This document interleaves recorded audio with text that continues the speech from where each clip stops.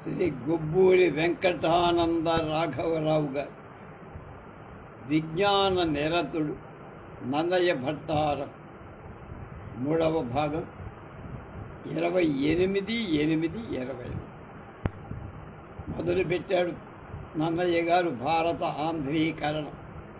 శ్రీవాణి గిరిజాశిరాయ దదతో వక్షో ముఖాంగేయుయే లోకానాం స్థిరమావహంచ స్థితిమావహంచ విహితాం స్త్రీ పుంసయుగోద్భవాం తే వేదత్రయమూర్తయ స్త్రీపురుషా సంపూజితా వస్సురై భూయాసు పురుషోత్తమాంబుజ భవ శ్రీకంధరాశ్రేయసే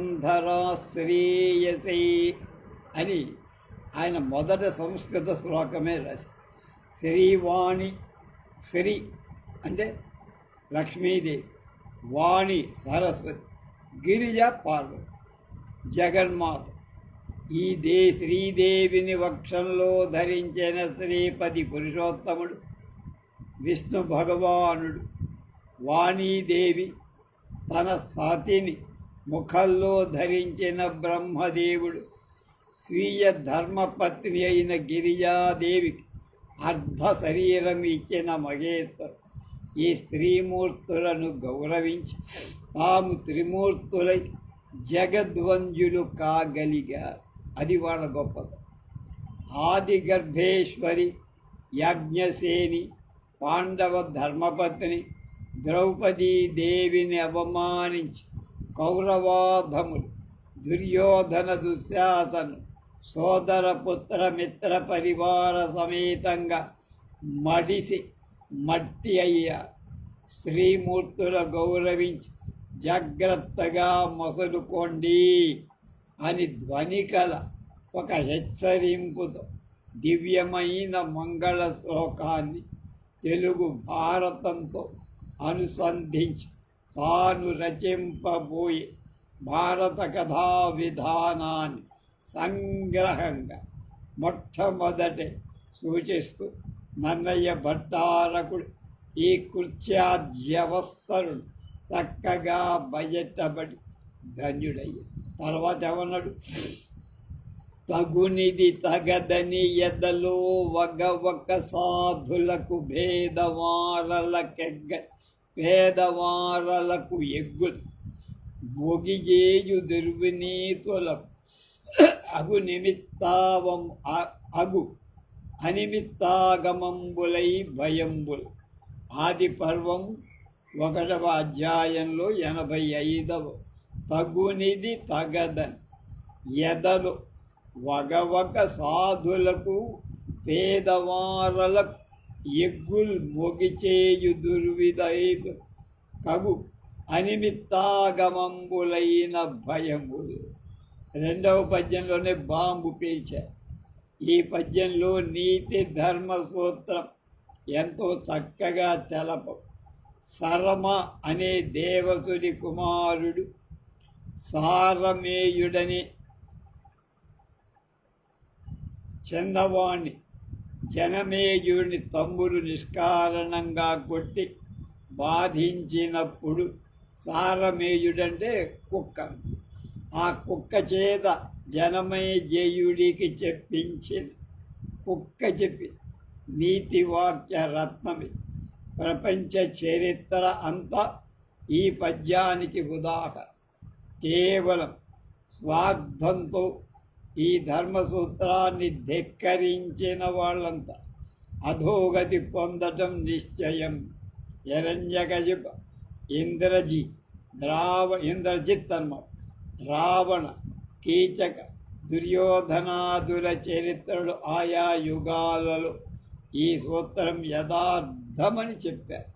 నవీన యుగాల్లో కిందటి 19వ శతాబ్దంలో నెపోలియన్, ఈ శతాబ్దంలో హిట్లర్, జర్మన్ నియంత ఈ విజ్ఞాన సూత్రాలను ధిక్కరించి పతితులై దాన్ని సూత్రాన్ని స్థిరపరిచి 1919లో హిట్లర్ నెపోలియన్ల మధ్య జనరల్ డయ్యర్ అనే నాయకుడు ఆంగ్ల సేనాని ఒకరిది తథ్యమని బాగా నిరూపించే డయ్యర్ మనకి జనీవన్ బాలాబాగ్. ఆ సంవత్సరం ఏప్రిల్ 13వ తేదీ జలియన్ వాలాబాగ్లో సభ కోసం సమావేశమైన వేల కొలది అమాయక ప్రజలపై ఈ క్రూర కర్ముడు తుపాకీ మందు దట్టించి కలంత పడవర వదలక ఘోరంగా గుళ్ళు పేల్చి వాళ్ళకి సావధానం కూడా చెప్పగా హెచ్చరిక లేక గుళ్ళు పేల్చి లెక్కలేనంత మందిని చంపి నెత్తురుటేరుడు ప్రవహించిన వాళ్ళ ఉసురుడు పోసుకున్నారు. తత్కాలంగా ఇది గొళ్ళ దెబ్బలు అది సమావేశమై జనసమూహాలకు తగి ప్రాణక్షయం కావించిన తుదక గొళ్ళ దెబ్బలు బ్రిటిష్ వాళ్ళకి తగిలి వాళ్ళ రాజ్యాన్ని వదిలిపెట్టి పారిపోవాల్సి. రవి అస్తమించని బ్రిటిష్ సామ్రాజ్యాన్ని దెబ్బ కొట్టి 30 ఏళ్ళు కాకముందే ఆ సామ్రాజ్యం చిన్న భిన్నమైపోయి పేదల ఉసురు సాధుజనుల గోల ఊరికే పోవు. వాళ్లను హింసించిన వ్యక్తులకు అధికారం ఇస్తే రాజ్య సామ్రాజ్యాలను కూకటి వేళ్లతో పూయత్రోయగల మహాద్భుత శక్తి పేద సాధల దీనాలాపాలలో కలుగుతుంది. భగవంతుడిలాగానే అనాది నుండి ఈ ధర్మ సత్యాన్ని మళ్ళా రుజువవుతూనే గడిచిన 5 ఏళ్లలో మనం ఎంత ప్రజాకంటకంగా మనవాడు పాలించాడు. దానివల్ల ఎంతమంది ఉసురు తీగలిందో ఆ ఉసురుతో చుట్టనాకినట్టు మొత్తం పేను కొరికినట్టు మొత్తం వాడి సామ్రాజ్యం అంతా అడ్రస్ లేకుండా. సుమారు 2000 ఏళ్ల కిందట ప్లుటార్క్ అనే పేరు గలవాడు మహనీయుడు ఒక గొప్ప జీవిత చరిత్ర గ్రంథాన్ని రాసి గ్రీసు రోము దేశంలో ఉద్భవించిన మహామహుల చరిత్రలు ఆర్ధుడు రసవంతరంగా అందులో చేర్చారు. ఆ గ్రంథ సారాంశం ఇది: నీతి బలం తగ్గిన కొలది జాతి బలం తగ్గి జాతి పతితం అవ్వటం నిశ్చయం. కనుక ఆనాడు ప్లూటార్క్, ఆ తర్వాత ఇప్పుడు నన్నయ్యగా, నిన్న మొన్న గాంధీ మహాత్మ ఈ ధర్మ సూత్రాన్ని శాశ్వతమైన విజ్ఞాన సత్యంగా నిరూపించి నన్నయ్య భట్టు స్త్రీ పాత్ర యందు ఎంత గౌరవం ఉందో మొదటి 2వ పద్యాల్లో. నన్నయ్య తరువాత 600 ఏళ్ల మహారాష్ట్ర దేశ ఉద్ధరకుడైన ఛత్రపతి శివాజీ మహారాజ్ ఉద్భవి. అతడు తన తల్లి చెప్పిన నీతులననుసరి స్త్రీల యందు మాతృత్వమే గమనించి ధన్యజీవి అయ్యి. ఇటీవల రామకృష్ణ పరమహంస కూడా స్త్రీ వ్యక్తులందరూ తను మాతృదేవతలని భావించారు. నన్నయ్య భట్టు తాను తెలుగు భారతంలో చిత్రించిన స్త్రీ పాత్రలందరూ తన మాతృదేవతలుగానే భావించి భారత ఆంధ్రీకరణ చేసి. ఇందుకు 2 ఉదాహరణలు చెప్తానన్నాను. కుంతి తన భర్త అయిన పాండురాజు కోరిక ఒకంతట క్షేత్రజ సంతానోత్పత్తికి అంగీకరించలేదు. ఉన్నామ నరకంలో పడకుండా కాపాడమని నిర్బంధం చేసి భర్త వేడుకోగా ఆమె యమవాయు శుక్రులను ఆరాధించి ధర్మజ భీమ అర్జునులు, శకురుడు అంటే ఇంద్రుడు, ధర్మజ యమవాయు ఇంద్రులను ఆరాధించి ధర్మజ భీమ అర్జునుడు అనే 3 కొడుకులను పొందారు. తినిన వారిదే వాపి కనిన వారిదే వాపి అని లోక ఉంది. అంటే ఇంకా పుట్టాలి. పాండురాజుకు ఈ కొడుకులు చాలా ఇంకా కొడుకులు కావాలని వాచిపోయి సంతానం కోసం కుంతిని మళ్ళా ప్రయత్నించమన్నారు. ఈ విషయమై పాండురాజుకు కుంతీదేవికి జరిగిన సంభాషణం మూలంగా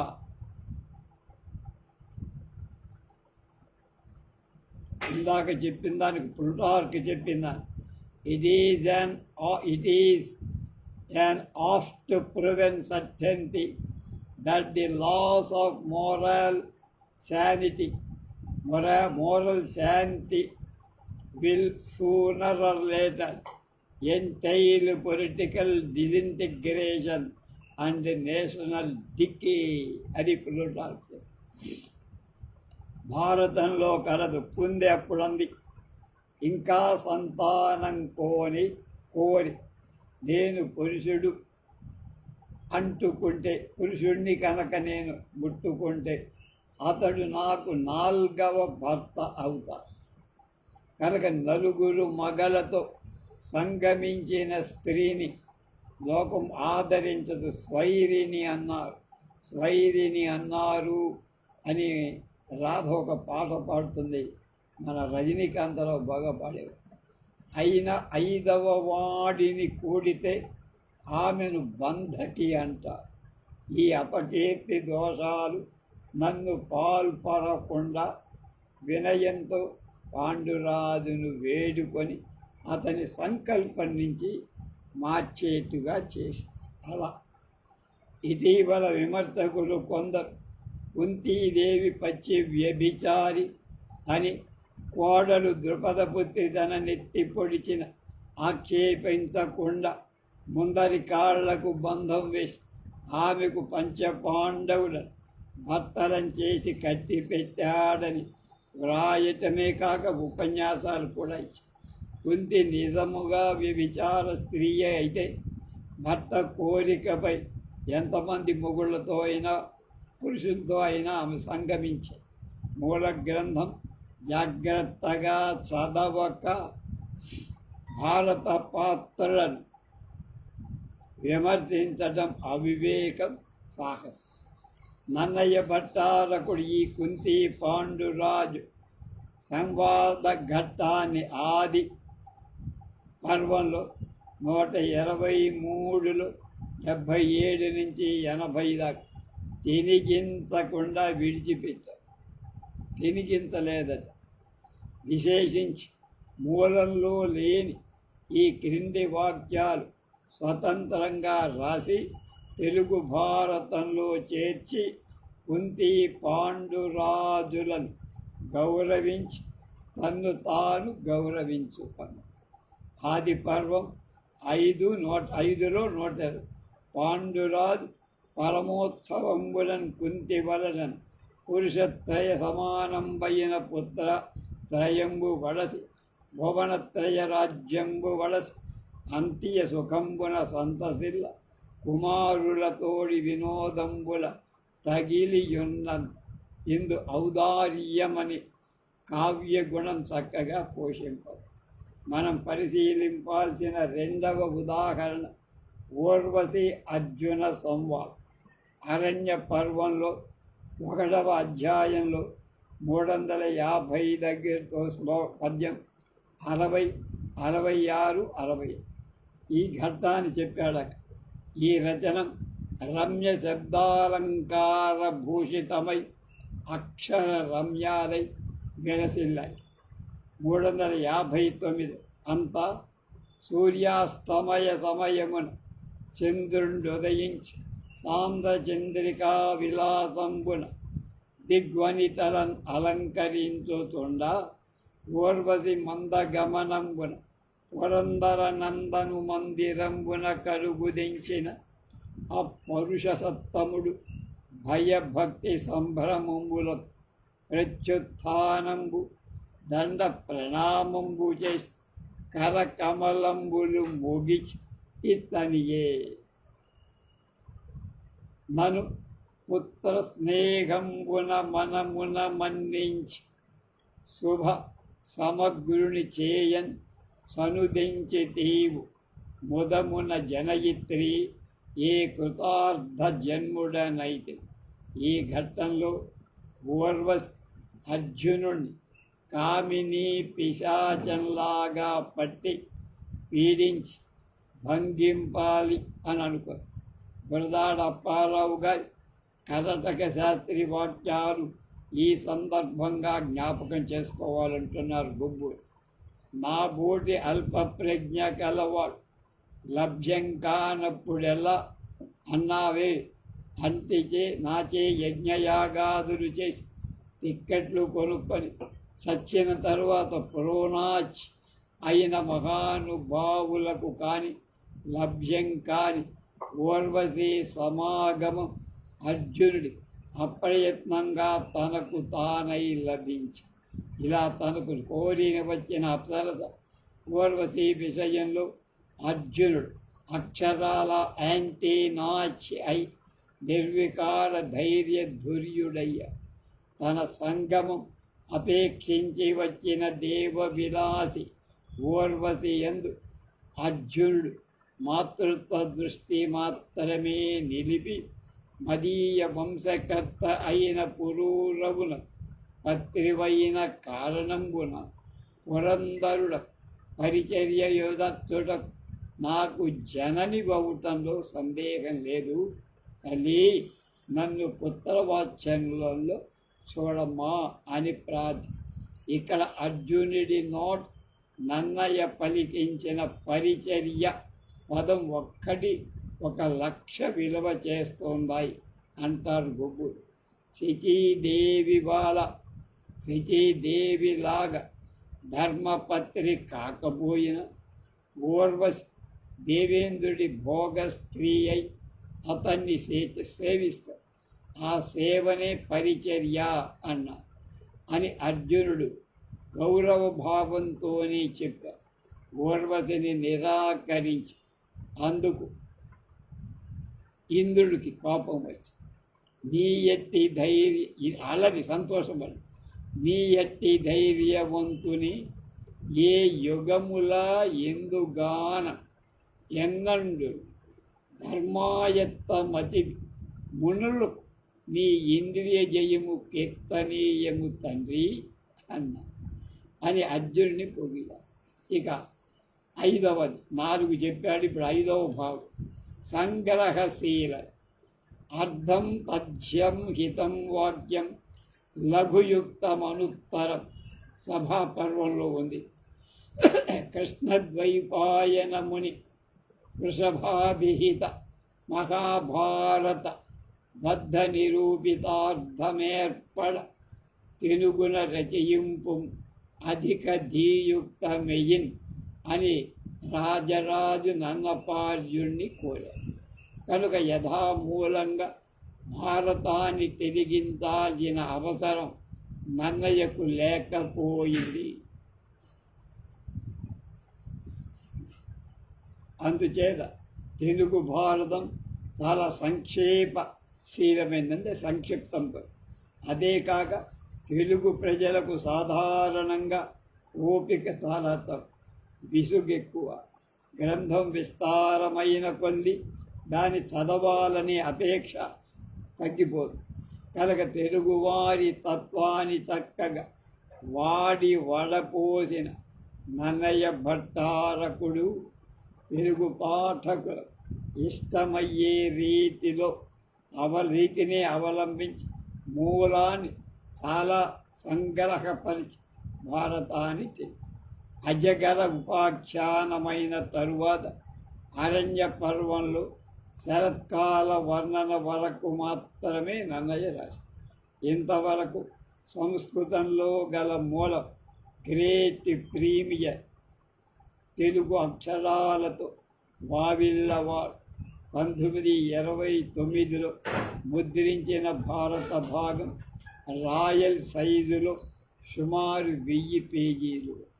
నన్నయ్య విరచిత తెలుగు భారతం అదే సైజ్ అదే అక్షరాలతో 450 పేజీలు మాత్రము.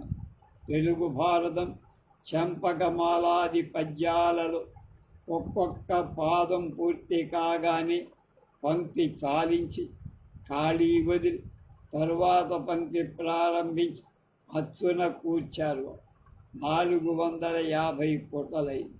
ఒక్కొక్క పుటలో ప్రతి పంక్తిని అక్షరాలతో నింపి అచ్చు పూరిస్తే నన్నయ్య ప్రణీత భారతమంతా రాయల్ సైజున గ్రేట్ ప్రైమర్ అక్షరాలతో 400 పేజీలకు మించ. నన్నయ్య చేతిలో 1000 పుటల మూల గ్రంథంలో తెలుగులో 400 పేజీలకు తిగ్గింది. నన్నయ్య 160 పాళ్ళు 5/3 పాళ్ళు తగ్గించి 2 పాళ్ళు మాత్రమే నిలిపి తెలుగు భారతం కూర్చారు. వైజ్ఞానిక గ్రంథాలకు సంక్షేపశీలత ఒక ముఖ్య లక్షణం. Brevity is the soul of wit. చమత్కార వాక్యం అల్పమైన అక్షరాలతో ఉండాలి అని పాశ్చాత్య లోకోక్తి. ఇటీవల తెలుగు ప్రబంధాలలో ఈ లక్షణం చాలా వరకు లోపించి బూరగాళ్లలా తెగ పెరిగిన వర్ణాలతో అంటే అక్షరాలు చూడటానికి ఇంపుగా చదవటానికి అసహ్యమై ఈ ప్రబంధాలు కొన్ని జుగుప్సుకొలకు. నన్నయ్య విరచిత భారతంలో ప్రబంధ రచనకు అనుకూలాలైన కథలు బోలెడు.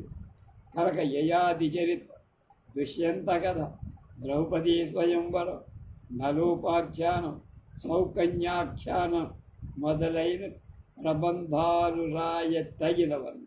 నన్నపార్యుడి చేతిలో అవి అతి సంగ్రహశీలాలై సర్వజన ఆకర్షణీయాలై అక్షర రమ్యతతో అలరాయి. వైజ్ఞానికాలైన రచనలు ఎలా ఉండాలో అంటే నాలెడ్జ్ ఇవ్వాలి, విజడం ఇవ్వాలి. అది ఆయన లక్షణం చెప్పారు. చక్కగా సూచిస్తే శ్లోకరత్నం ఒకటి ఈ ప్రస్తావన ప్రారంభంలోనే చెప్పారు.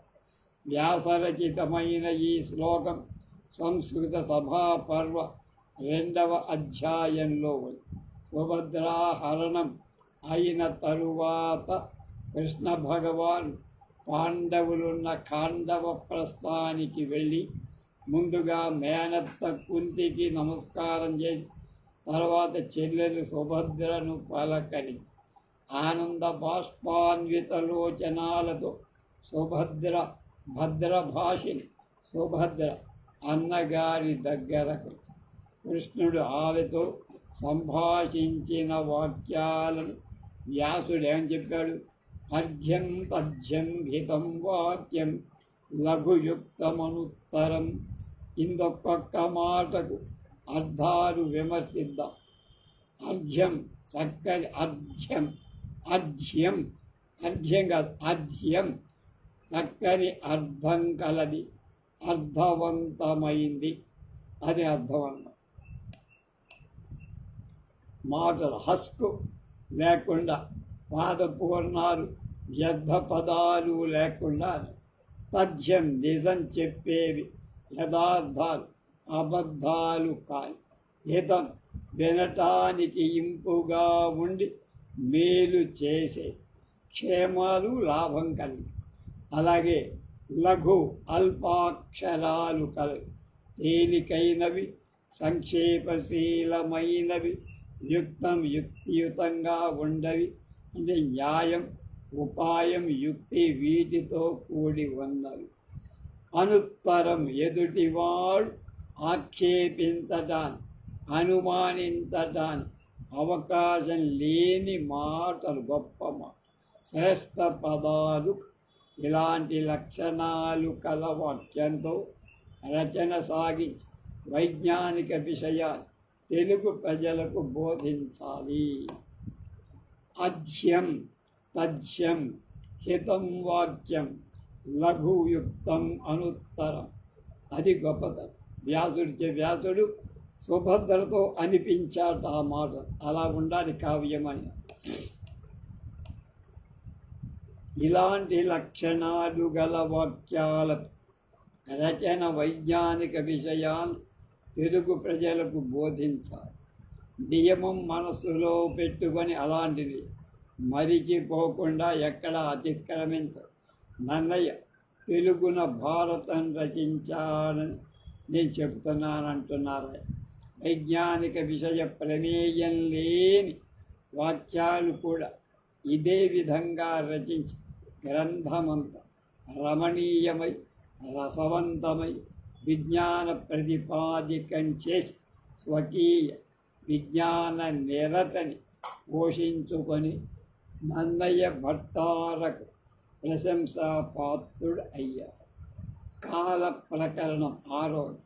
నేడు పాశ్చాత్య వైజ్ఞానికులు భౌతిక విషయాలు చర్చిస్తూ వ్రాసిన గ్రంథాలను చదివితే వారి రచనకు ముఖ్య ఆధారాలు మూల సూత్రాలు 3. 1 కాలం, 2 దేశం, 3 శక్తి టైమ్, స్పేస్ అండ్ ఎనర్జీ. ద్రవ్యం దేశావృతం, matter is contained in space. దేశకాలాలు పరస్పర ఆశ్రయ.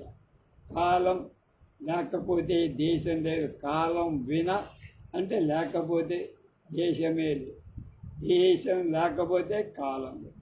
ఇటీవల సర్ జేమ్స్ జీన్స్ అనే పాశ్చాత్య వైజ్ఞానికుడు తన గ్రంథాలలో భూలోకాన్ని ప్రదర్శిస్తూ our home in space and time, మన భూమి స్పేస్లో టైములో ఉందిరా అబ్బాయి, దేశకాలాల దృష్ట్యా మన నివాసమైన ఈ భూమి అని వర్ణించారు.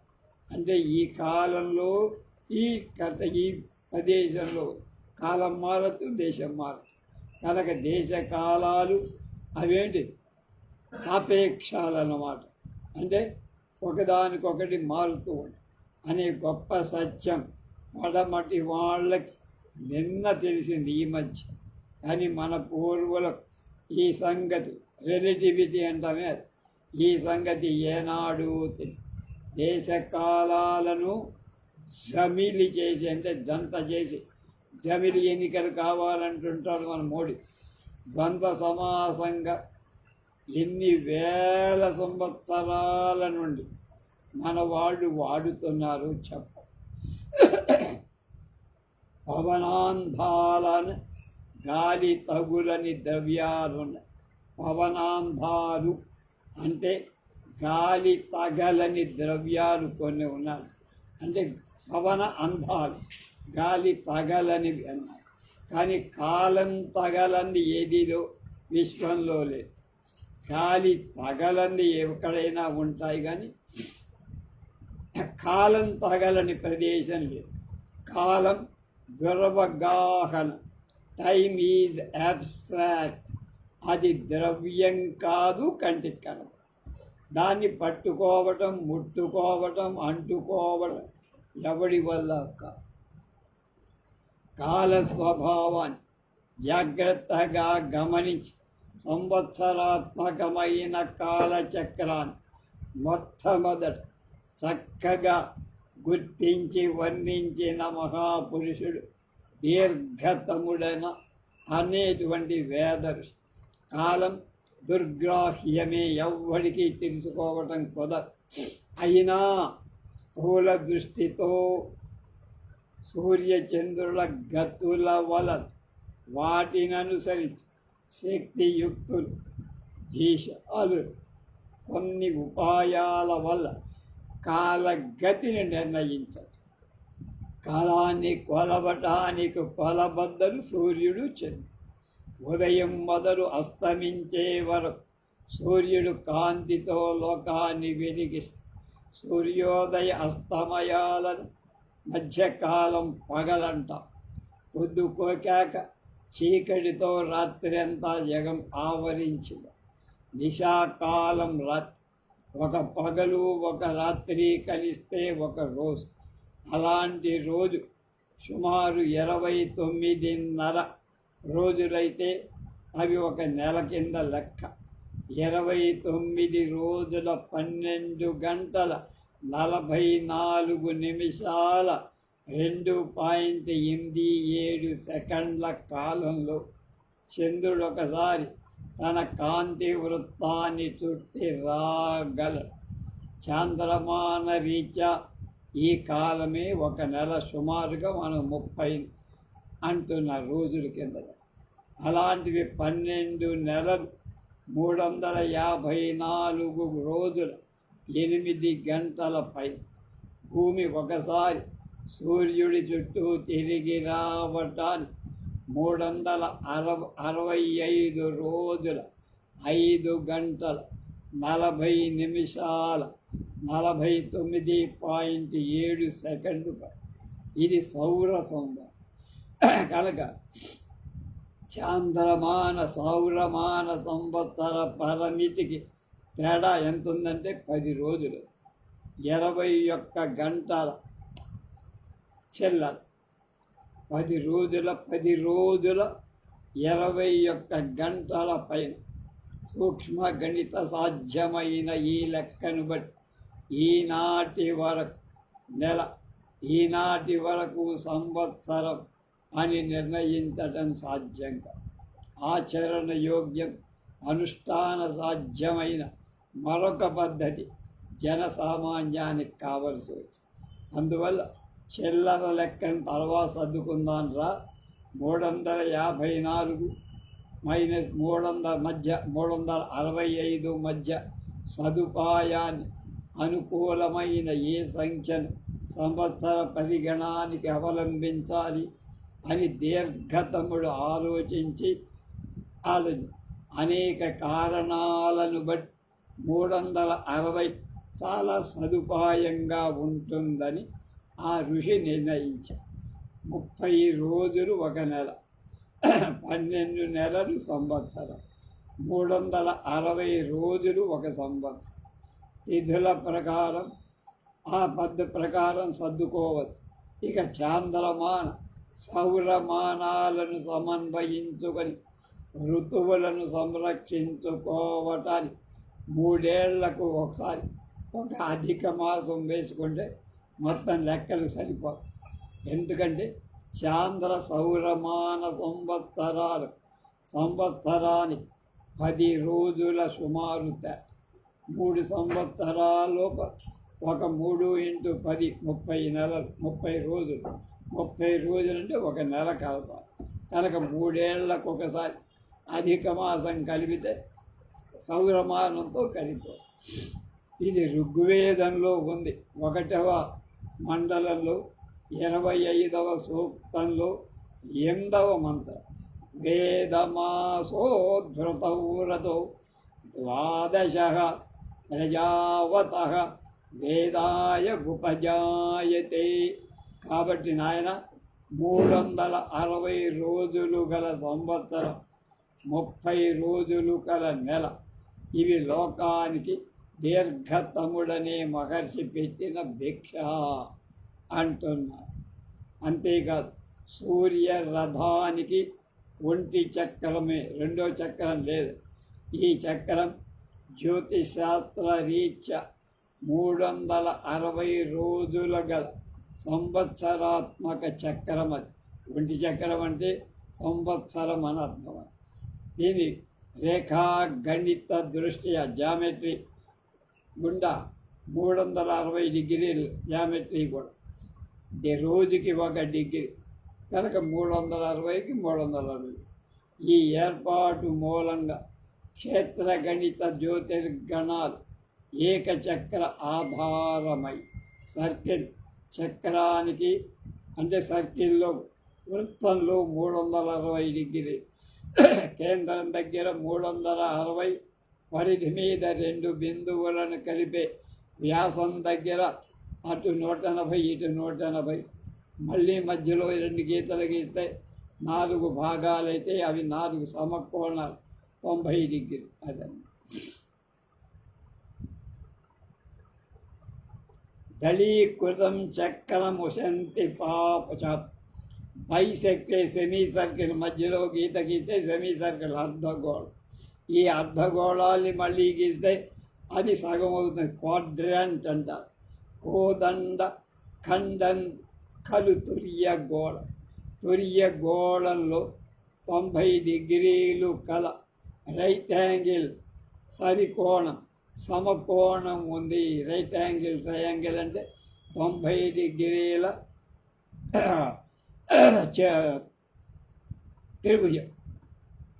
ఈనాటి విజ్ఞాన శాస్త్రానికి 90 డిగ్రీలు కల రైట్ యాంగిల్ 90 డిగ్రీలు పునాది. ఈ పునాది పైన దిట్ట దీర్ఘతమ ఋషీశ్వరుడు. రేఖాగణితం గ్రీకు దేశస్థులలో పైథాగరస్, యూక్లిడ్ మొదలైన వాళ్ళు కనిపెట్టి మనకి ఇచ్చారు అంటం వచ్చి పచ్చి అబద్ధం కల్లా. ఈ విధాన్ని వేదమంత్రం చదవండి. 1వ మండలంలో 164లో 48 ద్వాదశ ప్రథమయశ్చక్రమేకం త్రీణి నభ్యాని కవుతశ్చికేత తస్మిన్ సాగం త్రిశతాన శంఖవోర్పిదాః షష్ఠిర్న చలాచలాసః సంవత్సరాత్మకమైన చక్రానికి 300 + 60 360 రేకులు అంటే రోజులు. నేమి భాగాలు 12 అంటే ద్వాదశ రాసు. దీనికి నాభులు 3, 2 కేంద్రాలు, ఒక మధ్య నాభి.